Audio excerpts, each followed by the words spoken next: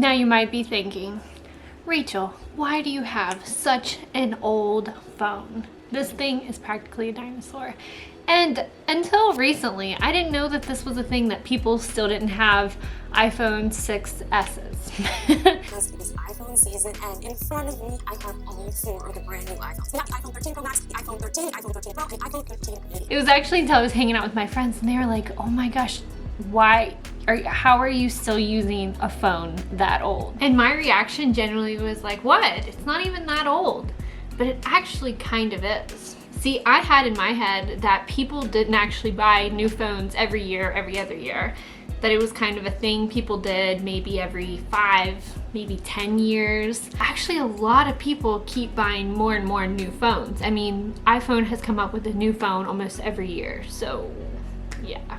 The iPhone 6S Plus came out in 2015 actually, and at the time I had a cracked phone, my screen was cracked, and I was like, you know what, I need a new phone. So I went out, bought it outright so my parents wouldn't have to pay for it, and I bought a new phone. And I bought the best phone because I wanted to have it a long time. And I still have it. It's really lasted me a long time. It's been a great phone.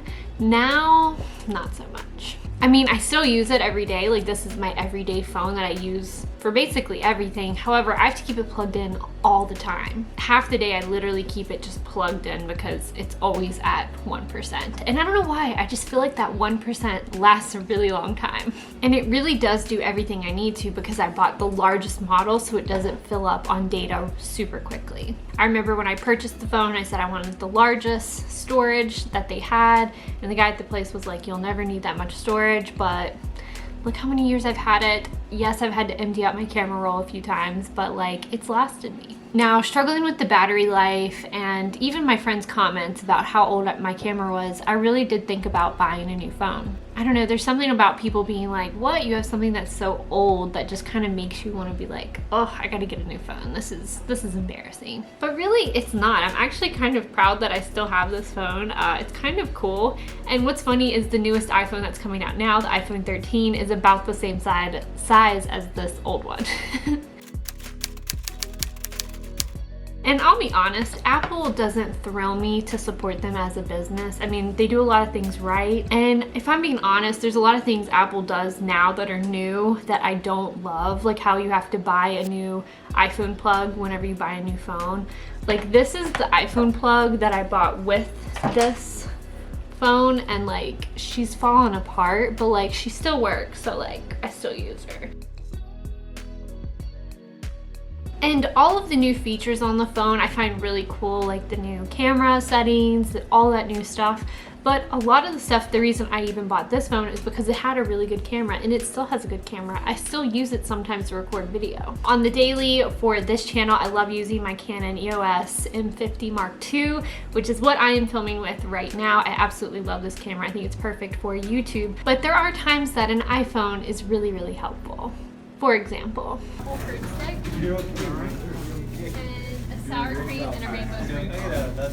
You see, when you're out in public, sometimes it's a lot easier to pull out this and just take a quick picture or panoramic shot or a little video instead of pulling out the large camera that can sometimes intimidate people and kind of kill the mood. Another reason why I haven't bought the new iPhone, even though it does seem really cool, is it's very expensive. Like, there's other things I would rather be buying than like a new phone that basically does the same things that I need this phone to do.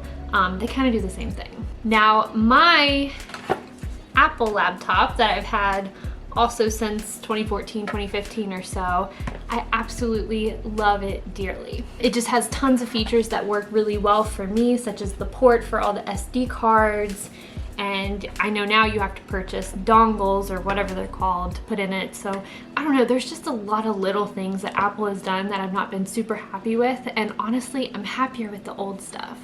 Now, if you're asking me if I had all the money in the world, would you go buy a new iPhone? And possibly yes, because I feel like all of the things that I have an issue with are just ploys for me to spend more money with them. I would probably keep my laptop, of course, My speakers are shot in it. It's absolutely terrible, but I also have a Bluetooth speaker that I just connect it to, and I have perfect speakers again. So there's ways that I work around it without having to spend money. It's not that I couldn't buy it. I can buy it. I'm just frugal with my money, and if I don't have to spend the money, I don't.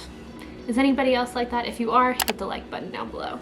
But anyway, thank you so much for watching today's video. Let me know in the comments below, do you guys have an iPhone like mine that's old, or everybody else is new? Do I win the trophy of having the oldest iPhone that I still currently use every day? What's funny is my mom actually still has the same iPhone. We both got new phones that year, so, and she still uses her. I don't know if that's just a weird family thing that we do. We keep our phones for a long time, but I think my brother Sam has had 3 or 4 new phones, but he's kind of a techie guy, so I don't know. Thank you all so much for watching, and I'll see you in the next one.